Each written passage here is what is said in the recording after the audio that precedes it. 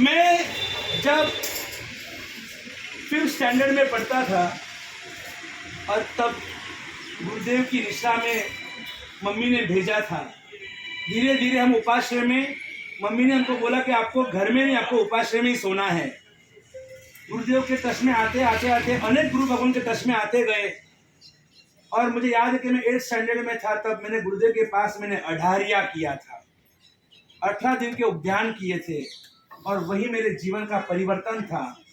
उद्यान के अंदर अपने आप भाव संयम के जाग ही जाते हैं।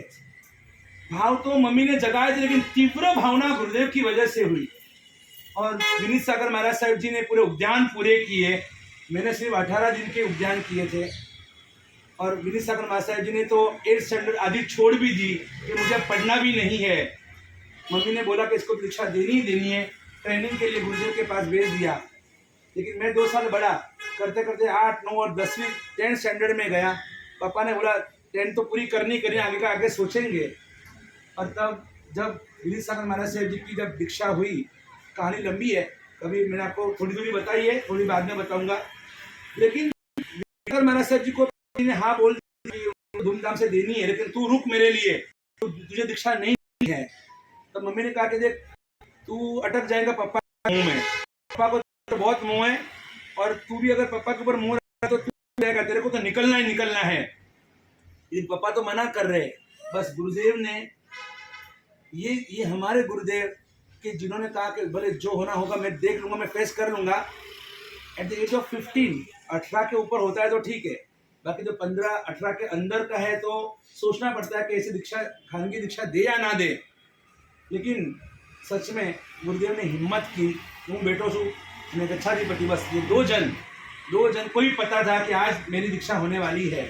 और मम्मी ने प्लान करके, सब गुरु भगवंतों ने प्लान किया कि दोनों गुरुदेव और मम्मी, और इन तीनों ने मिलकर पूरा प्लान बनाया। और मम्मी ने मुझे घर से भगाया। इधर का काम मम्मी ने किया, यहाँ से एक माँ ने भगाया, और आगे जाकर काकरज में दूसरी गुरु माँ ने मुझे अपना लिया। और आज मैं यहाँ पर हूँ। पूरे 31 साल दीक्षा को पूरे होने आए हैं। आज जो भी गुरुदेव के शिष्य है ना, गुरुदेव ने एक एक शिष्य को इतना मजबूत बना दिया है, एक एक शिष्य को ऐसे बोले सहस्त्र योद्धा बनाया, सहस्त्र योद्धा। गुरुदेव को पता है कि ये हमारा चेला वाला जैसे तो बराबर पत्थर फाड़ी ने अंदर से पानी काट से एवा है। पर ये जो भी है ना, ये गुरुदेव की वजह से है। हमारा कोई अस्तित्व है ही नहीं। हमारा क्या, आपका क्या, अपन है कौन? आज जो भी है ये देव और गुरु की आशीर्वाद से, उनकी कृपा से ही आज हम साबुत है, आज हमारा अस्तित्व टिका हुआ है। पायदुनी का चातुर्मास अगर हुआ है तो सिर्फ और सिर्फ गुरुदेव की वजह से। गुरुदेव ने अगर तू छोड़ काय पायदुनी नट करो, यहाँ चल, बस ये हमारा ये पत्थर की लकीर है। गुरुदेव का अगर शब्द पत्थर की लकीर है तो मैं नहीं आ पाता। लेकिन हमारे सभी ट्रस्टियों का आग्रह और आग्रह से विनंती, और वही गोवाला टैंक के उपाश्रय के अंदर जय बुलाने के लिए ट्रस्टीगण आए थे। तब तो आप तो कोई आए भी नहीं थे, ये सिर्फ ट्रस्टी आए। हाँ अभी आज आए, लेकिन आपको तो मालूम भी नहीं होगा। लेकिन ये सभी ट्रस्टीगण आए, उन्होंने जय भी बुला दी। गुरुदेव का स्वास्थ्य अस्वस्थ था, जरा नादुरुस्त तबियत थी, और इसलिए पूना से यहाँ पर मुंबई पधारे। तब गुरुदेव का कोई यही नहीं था कि भाई चौमासा कहाँ करना, पूना करना, मुंबई करना, सब जमलिंग चल रहा था तबियत की वजह से। लेकिन जब मेरे चातुर्मास की जय गुरुदेव ने बुलाई कि 2 ठाणे का मैं और विरल सागर महाराज साहब जी, हम दोनों की चातुर्मास की जय पायदुनी आदेश्वर के अंदर। और उसके बाद गुरुदेव ने मुझे एक दिन कहा, 3 दिन के बाद ही, तुरंत 3 दिन के बाद, विरा भैया अरे खुश खबर है आप मुझे बोलो सर, जल्दी बोलो कि हवे मारू चौमासु पर मुंबई नक्की करूँ छू। और जो मैं नाचा हूँ, जो खुशी हुई है, वाह गुरुदेव का चौमासा मुंबई। मैंने कहा गुरुदेव अभी है ना आदेश्वर पायदुनी में ही चौमासा करना है। तो उस समय गुरुदेव ने कहा देखते हैं कैसे क्या होता है, कैसे जमता है वगैरह। 3 जगह की बात चल रही थी, मैग्नम टावर की भी बात चल रही थी, यहाँ की भी बात चल रही थी, चौपाटी की भी बात चल रही थी। मैंने कहा एक बार ट्रस्टियों से मीटिंग करता हूँ, ट्रस्टियों की क्या इच्छा है, क्योंकि गच्छाधिपति को चौमासा कराना, अब विराट सागर को चौमासा करा तो थक जाते हैं, तो गच्छाधिपति को चौमासा नहीं लगे। अच्छा ठीक है गच्छाधिपति को चौमासा करना है तो कोई सीधी बात तो होती नहीं है, जिम्मेदारी का काम है। तो रात को मीटिंग हुई गोवालिया टैंक से गुरुदेव के आशीर्वाद लेकर मैं लगभग 7 बजे आया और अपनी 7:30 की मीटिंग थी। सब ट्रस्टीगण आए और मैंने कहा देखो ऐसी ऐसी बात है, गच्छाधिपति का चौमासा अपने यहाँ पर कराने की इच्छा है। एक साथ में एक मत में कुछ भी सोचे बिना सभी ट्रस्टियों ने बोल दिया साहब आप आधे आप जय बोलो, कब क्या क्या करना है, हम सब तैयार है, हम सब तैयार है। लेकिन अपना नसीब कुछ कम पड़ा कि गुरुदेव का चतुर्मास कहीं पर भी नहीं और सीधा पारला हुआ। वहाँ वाले ऐसे रह गए, लेकिन यहाँ वाले को लाभ मिल गया। एक शासन का विराट कार्य, एक तिथि 2 तिथि को एक करने का ऐसा एक संकल्प के साथ दोनों गच्छाधिपतियों ने यहाँ पर चौमासा किया और बाबूलाल जी भंसाली ने चौमासा करवाया। पूरा लाभ बाबूलाल जी परिवार का है। पूरे समझो के प्रवेश से लगाकर पूर्णाहुति तक का पूरा लाभ उनका ही है। तो अगर आप भी ऐसा आप भी ले लो, लाभ ले लो कुटरमल जी कि गुरुदेव आधे से पूरा चौमासे का लाभ मेरा बोल दो, बस हो जाएगा। नहीं ऐसा एक मक्कम एक जन पूरा पीठ बल सके, भले जितना करोड़ 2 करोड़ 5 करोड़ जो भी खर्चा करना पड़ेगा हम तैयार है। मेरे पीछे बोल रहे हाँ है ना, है। लेकिन जब भी भले अगला चौमासा गुरुदेव का जहाँ भी नक्की हो, लेकिन कभी भी एक चौमासा गुरुदेव का आदेश पार्टी में करवाना है। अगला हाँ आप जय आप बोला अभी आपका संग आया है तो आज को पकड़ के लेके जाना है। सोचा नहीं था, सुनो सोचा नहीं था, नहीं मैंने सोचा था, नहीं मैं सर बोलता हूँ गुरुदेव को मैंने प्रकाश भाई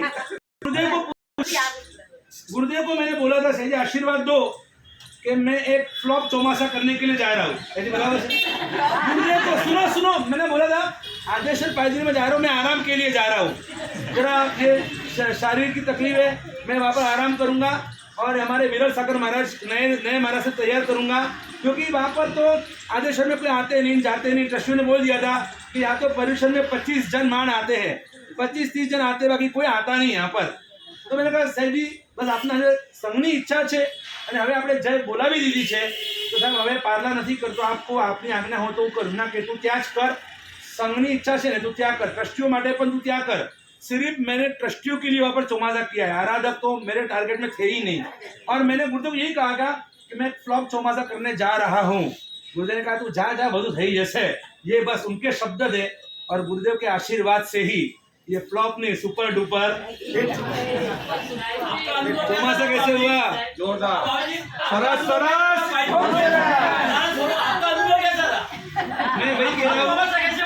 मैं वही कहता हूँ कि मेरे लिए तो ये चातुर्मास सच में बहुत बहुत सराहनीय रहा है। मैं आप सबकी जितनी अनुमोदना करूँ उतनी कम है कि जो मैंने सोचा नहीं था, मुझे यकीन भी नहीं था, मैं न तो विचार्यू नती में कदाच कोई कल्पना थी चातुर्मास। इस बार जो भी आपने आपका प्रतिसाद, आज देखो ना, आज एक बस की गिनती थी 2-2 बस भर के आ गए, वो भी शॉर्ट नोटिस में, 2 दिन के अंदर 2 बस। तो अगर 5 दिन पहले किया होता तो 5 बस होती और 15 और यहाँ पर मुझे बोला विनीत सागर मासा जी ने હું 2 बस लेने आओ છો, अरे लाओ यार 2, 5, 10 बस જેટલા લાવો લાવો, કોઈ પ્રોબ્લેમ નથી। तो ठीक છે ભાઈ, આ વખતે એકવાર આવા દો, બધાને 100 જણને આવા દો, જવા દો, જોવા દો, મારા ગુરુદેવને એકવાર દર્શન કરશે, ગચ્છાધિપતિના દર્શન, પારલા સંઘ જોશે, એની વ્યવસ્થા જોશે।